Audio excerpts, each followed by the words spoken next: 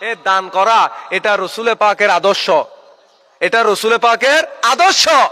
ইমানদার হলে অবশ্যই আল্লাহর রাস্তায় দান করবে।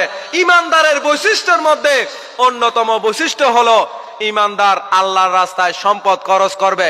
আল্লাযীনা ইউমিনুনা বিল গায়ব ওয়া ইউকিমুনাস সালাতা ওয়া মিম্মা রাযাকনাহুম ইউনফিকুন। জোরে বলুন না সুবহানাল্লাহ। ইমানদার আল্লাহর রাস্তায় দান করবে, আল্লাহ বলছেন সেটাই হলো ইমানদারের বৈশিষ্ট্য। জোরে বলুন না সুবহানাল্লাহ। তাহলে আল্লাহ নবীর সাহাবীগণ আমার নবীর আদর্শ গ্রহণ করেছেন বিদায় ইনাদের শান ও মানের উপর আল্লাহ পবিত্র কোরআনের আয়াত নাজিল করেছেন। আল্লাহ নবী এসে দুনিয়াবাসীদেরকে হিংসা বিদ্বেষ দূর করে দিয়েছেন, শত্রুতামি দূর করে দিয়েছেন। আল্লাহ নবী এসে মানুষের মধ্যে ভ্রাতৃত্ববোধ সৃষ্টি করে দিয়েছেন। সুবহানাল্লাহ।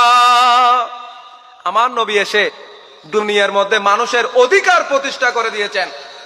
যে সমস্ত মানুষ অধিকার বঞ্চিত ছিল, যে সমস্ত মানুষের প্রতি অন্যায় অবিচার করা হতো, যেই যুগের মধ্যে মানুষের অধিকার ছিনিয়ে নেওয়া হতো, যেই যুগের মধ্যে মহিলাদেরকে কন্যা সন্তানদেরকে জীবন্ত কবর দিত, সেই রকম অন্ধকার জগৎ থেকে আমাদেরকে বের করে ঈমানের পথে এনেছেন রহমতুল লিল আলামিন নবী। এই প্রতিষ্ঠা রসুল পাকের পক্ষে সম্ভব হয়েছে একমাত্র খুলুকে আজিম, মহান সুন্দর চরিত্রের কারণে। জুড়ে বলুন না সুবহানাল্লাহ। রসুল পাক সাল্লাল্লাহু আলাইহি ওয়াসাল্লাম ইসলামকে প্রতিষ্ঠা করেছেন তরবারের জোরে, তরবারের জোরে বাধ্য করে না, না, রসুল পাকের আদর্শ দেখে, রসুল পাকের আদর্শ দেখে কাফের পর্যন্ত ঈমান এনেছেন।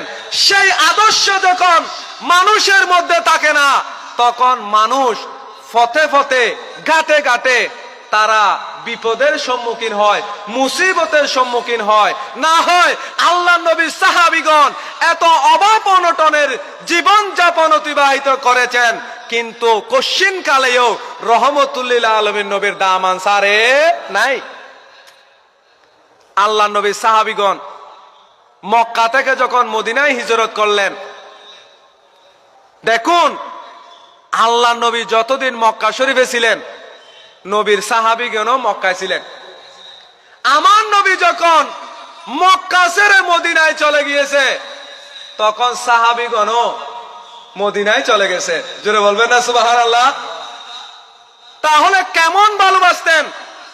অথচ যে সমস্ত সাহাবী মক্কা থেকে মদিনায় গিয়েছেন, ওনাদের ঘর বাড়ি কিন্তু মক্কায় ছিলেন, ওনাদের ব্যবসা বাণিজ্য মক্কায় ছিলেন, ইনাদের আত্মীয় স্বজন মক্কায় ছিলেন, ইনাদের ছেলে সন্তান মক্কায় ছিলেন। সব কিছু ত্যাগ করে মদিনা শরীফের মধ্যে গিয়েছেন। কেন? সাহাবায়ে কেরাম বলতেছে আমাদের ধন সম্পদ, আমাদের ছেলে সন্তান, আমাদের সব কিছু আমরা ত্যাগ করতে পারি, মুস্তাফার দামানকে ত্যাগ করতে পারি না, রহমতুল লিল আলামিন নবীর দামানকে ত্যাগ করতে পারি না।